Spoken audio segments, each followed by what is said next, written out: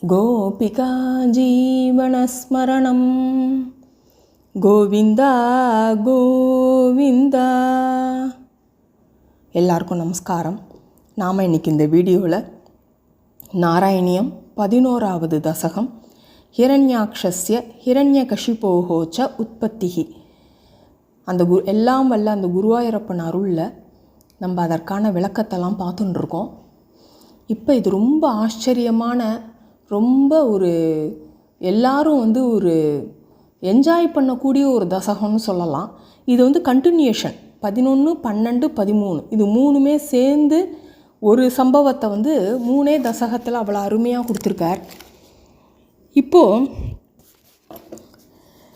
கிரமேண சர்க்கே பரிவர்த்தமானே, அதாவது குருவாயூரின் தலைவனே மாருத மந்திரேஷ அப்படின்னு அட்ரஸ் பண்ணுறார்.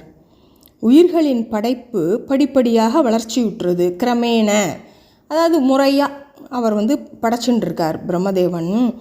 அப்போது ஒரு மேன்மை புரிந்தி அந்த மானச புத்திரர்கள் சனகாதி முனிவர்கள் இருக்கா இல்லையா, அவள் எல்லாரும் என்ன பண்ணுறாளாம், எப்போவுமே பகவத் தியானத்திலே இருந்துன்னு இருக்கா இல்லையா, அவள் பகவானை பார்க்கலாம் அப்படின்னு வைகுண்ட லோகத்துக்கு போகிறா. விகுண்ட லோகம், அதை ஏன் அப்படி அட்ரஸ் பண்ணுறாருன்னா, குண்டிதம்னா குறைவு, விகுண்டம்னா குறைவு இல்லாதது.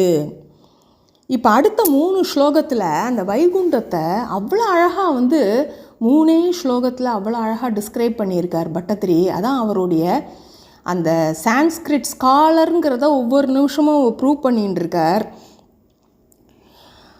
அதாவது மனோஜ்ஞனைஹி ஸ்ரேயசா காணநாத்யை, அதாவது அந்த முனிவர்கள் கோட்டை வாயிலை கடந்து மணிமந்திரைச்ச, அதாவது மணிமண்டபங்களெல்லாம் கடந்து நைச்சிரேயசம் அப்படின்னு ஒரு கானகம்னா காடு, அது குளங்கள், அப்படி வாபிகள், மணிமயமான மாளிகைகள், இதெல்லாம் பார்த்துட்டே அவ்வளோ அழகான அந்த வைகுண்டத்தை அடையிறா. இதெல்லாம் பார்த்துட்டே போயின்னு இருக்கா.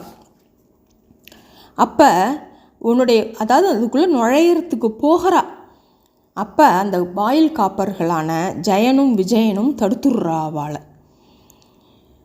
அப்போ அவளுக்கே கோபம் வருதுன்னா பார்த்துக்கோங்க. ஸ்தௌ ஜயஸ்தானு தான் விஜயோப்பிய ருந்தாம் தேஷாம் ச சித்தே பதமாப கோப்பஹா சர்வம் பவத் பிரேரணையைவ பூமன்னு. இந்த இடத்துல தான் நம்ம நோட் பண்ணணும். ஏன்னா சனகாதி முனிவர்கள்லாம் ஒரு குழந்தை, அதாவது அவளெல்லாம் இளமையாக தான் டெபிக்ட் பண்ணியிருப்பா, ஒரு குழந்தை ரூபத்தில் தான் இருப்பாள். ஏன்னா குழந்தைக்கு தான் கல்மிஷமே கிடையாது. இப்போ நம்ம துர்வாச முனிவரெல்லாம் ரொம்ப கோபப்படுவார் அப்படின்லாம் நம்ம பார்ப்போம். இவாளுக்கெல்லாம் கோபமே வராது. ஏன்னா எப்போவுமே பகவத் தியானத்திலே இருந்துருப்பா இவாள்லாம். அவளுக்கே கோபம் வருதுன்னா அப்போ அது பகவத் பிரேரணையினால தான் வருது அப்படிங்கிறத இந்த இடத்துல அவர் காட்டுறார். அவளுக்கு கோபம் வந்துடுறது.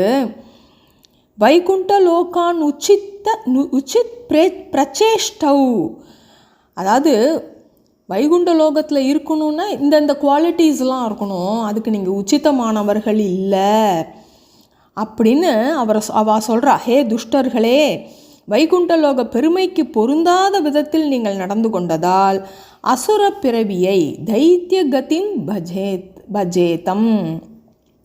யுவாம்னா நீங்கள் இருவர், ப்ளூரலில் சொல்கிறா. அது மாதிரி அசுர பிறவியை அடைவீர்களாக அப்படின்னு காவலாளிக்கு சாபம் கொடுத்துட்றா முனிவர்கள்லாம். அந்த காவலாளிகள் பாருங்கோ, உடனே அவளை நமஸ்காரம் பண்ணுறா. மீண்டும் தங்களுக்கு பகவானின் ஞாபகம் சித்திக்க வேண்டும் அப்படின்னு முனிவர்களை அவள் கேட்டுக்கிறா. சரி, தப்பு பண்ணிட்டோம், அவள் தண்டனை கொடுத்துட்றா, தெரிஞ்சு போயிடுத்தா அவளுக்கு. ஹரி ஸ்மிருதிர் நோஸ்த்வதி நேமதுஸ்தான், அதாவது அவள் பகவான் தியானத்தில் நாங்கள் இருக்கா மாதிரி எங்களுக்கு அனுகிரகம் பண்ணுங்கோ அப்படின்னு முனிவர்களை நமஸ்காரம் பண்ணுறா. அப்போ பாருங்கோ, அதை அறிந்து தத் ஏதத் அஜ்ஞாய, அதைத்தான் ததேததாஜ்ஞாய அப்படிங்கிறது சேர்த்து போட்டிருக்கார். பவான வாப்தகா சஹைவ லக்ஷ்மியா பகிரம்புஜாக்ஷ, அதாவது எப்படி வந்து கஜேந்திரன் கூப்பிட்ட உடனே அறக்க பறக்க ஓடி வந்தாரோ பகவான், அந்த மாதிரி லக்ஷ்மியை கூட்டின்ட்டு அப்படியே லக்ஷ்மி தோள் மேலே கையை போட்டுட்டு அப்படியே ஓடி வந்துட்டாராம். ஏன்னா யாருக்கு சாபம் கொடுத்துருக்கா?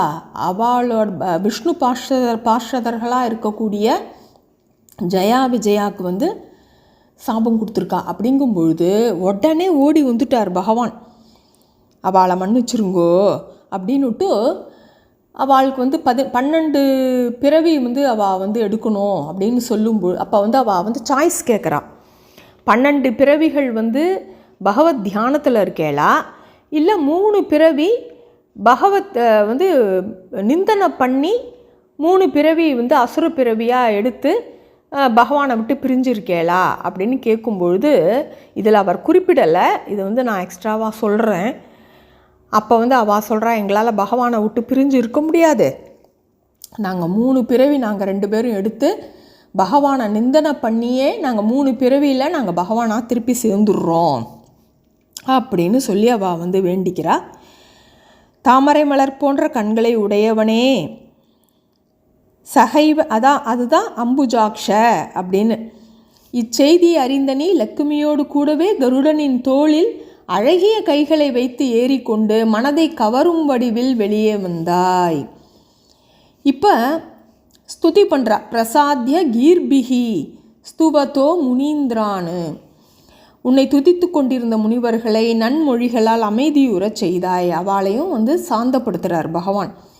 வேறு ஒருவனையும் தலைவனாக ஏற்காத தொண்டர்களான வாயில் காப்போர்களை நோக்கி, நீங்கள் 2 பேரும் சம்ரம்பம், இரட்டையர்கள், சம்ரம்ப யோகேன, அதாவது 2 அதாவது வந்து இரண்யாக்ஷகன் இரண்யகசிபு, அப்புறம் பார்த்தேன்னாக்க வந்து ராவணன் கும்பகர்ணன், அதுக்கப்புறம் சிசுபாலன் தந்தவக்திரன், இப்படின்னு ரெட்ட பிறவியாக பிறந்து நீங்கள் வந்து சம்ரம்பம் என்னும் யோகத்தால் 3 பிறவிகளை எடுத்து இறுதியில் என்னை வந்து அடையுங்கள் அப்படின்னு அருளோடு கூறினாய்.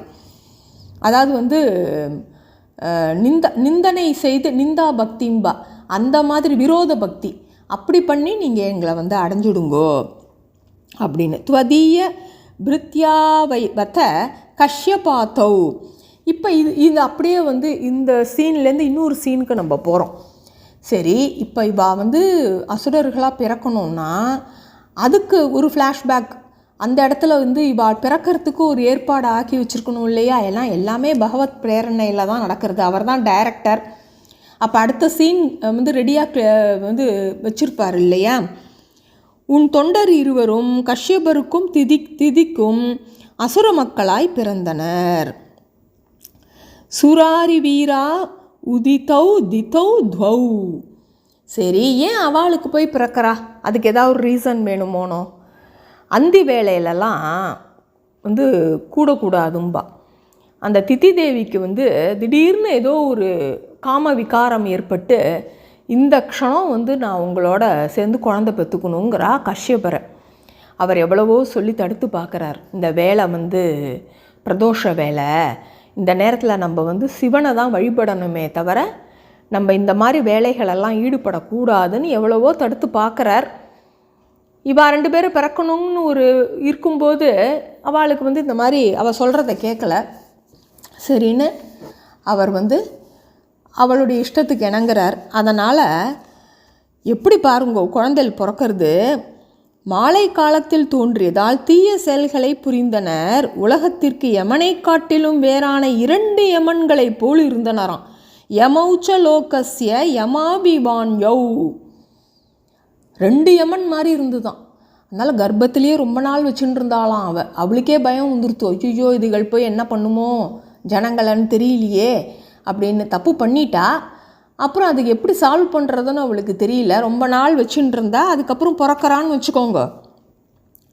ஹிரண்ய பூர்வகா கஷிப்புகு கிளைக்கா. ஹிரண்ய கஷிபு மூத்த குழந்தை, அடுத்தது ஹிரண்யாக்ஷகன். பரோ ஹிரண்யாக்ஷ இதி பிரதீதா. அதாவது ஹிரண்யம்னா என்ன, தங்கம்னு உங்களுக்கு தெரியும். அக்ஷம்னா என்ன, கண்ணு. ஹிரண்யாக்ஷகா தங்கத்தில் கண்ணை வைத்தவன். இப்போ நமக்கே தான் வந்து தங்கத்தை ஆசை விடலை. அப்போ நம்மளாம் ஹிரண்யாக்ஷகனா? இது எப்படி எடுத்துக்கணுன்னா, லௌகீகமாக இருக்காங்கிறத எடுத்துக்கணும். நம்ம மெட்டீரியலைஸ்டாக இருக்கானுங்க அவங்கெல்லாம். அடுத்தது பார்த்தோன்னா ஹிரண்ய கஷிப்பு, அத தங்கத்தையே கட்டிலாக கொண்டவன். அந்த மாதிரி படுத்துட்டே இருக்கானா அவன். அந்த மாதிரி அவெல்லாம் அவ்வளவு ஒரு லௌகீகமாக இருக்கா அப்படிங்கிறதுக்காக. உபௌ பவன்னாத்தம சேஷலோகம் ருஷான்யருந்தாம் நிஜவாசனாந்தௌ. இப்போ அதில் ஒருத்தன் ஹிரண்யகஷிப்பு, மற்றவன் ஹிரண்யாக்ஷகன் அப்படின்னு பெயர் பெற்றா. அவர்கள் தங்கள் அசுரத்தன்மையினால் அறிவை இழந்து உன்னையே தலைவனாக கொண்ட எல்லா உலகங்களையும் சினத்தால் துன்புறுத்தினார்கள். இதுக்கு தான் எப்பவுமே புரந்தரதாசர் சொல்கிறார். அந்த ஒரு பாட்டு ஒன்று வரும், கிருஷ்ணா அப்படி எப்போ பார்த்தாலும் கிருஷ்ணான்னு சொல்லின்று, ஆம்டையால கொஞ்சம் போது கூட கிருஷ்ணா ஏன பாரதே அப்படின்னு ஒரு பாட்டு ஒன்று வரும். அது மாதிரி நம்ம எப்போவுமே பகவத் தியானத்தில் இருந்துன்னு இருக்கணும். ஏன்னா நமக்கு பொறுப்பு இருக்குது. நல்ல சிட்டிசன்களை இந்த நாட்டுக்கு கொடுக்கணுங்கிற பொறுப்பு ஒவ்வொரு பேரண்ட்ஸ்க்கும் இருக்குது. அதனால் நம்ம இதெல்லாமும் யோசித்து தான் நம்ம ஒரு காரியத்தை செய்யணும். அவ்விருவர்களில் ஹிரண்யாக்ஷகன் என்ற பேரரக்கன் போர் புரியக்கூடிய எதிரியை தேடிக்கொண்டு எங்கே யார் கிடைப்பான்னு காத்துண்டு அலையறானான். மகாசுரேந்திரோ ரணாய தாவண்ணன வாப்த வைரி. ஓடி அலையறான். எங்கேயும் தனக்கு சமமான பகைவன் ஒருவனையும் காணவில்லையாம்.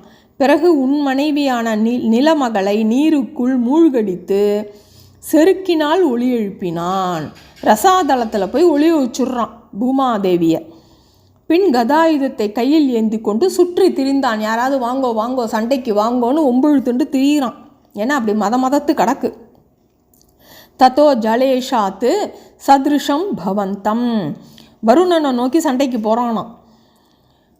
அப்போ அருளுக்கு இருப்பிடமானவனே, குருவாயூரின் தலைவனே அப்படின்னு அட்ரஸ் பண்ணுறார். பக்தைக்க திருஷ்யஹாச கிருபாநிதே துவம். குருவாயூரின் தலைவனே, பக்தன் ஒருவனால் மட்டுமே காண்பதற்கு உரிய நீயே என் நோய்களை தடுக்க வேண்டும். இது கண்டினியூஷன். அடுத்த தசகத்து வராக அவதாரம் எடுக்க போகிறார் பெருமாள். அதுக்கு இதுக்கு முத்தாய்ப்பா இது முதல்ல அவன் சண்டைக்கு அலையறான். நிலமகளை ரசாதளத்தில் ஒழிச்சு வச்சுட்றான். இது வரைக்கும் இந்த 11வது தசகம். கோபிகா ஜீவனஸ்மரணம் கோவிந்தா கோவிந்தா.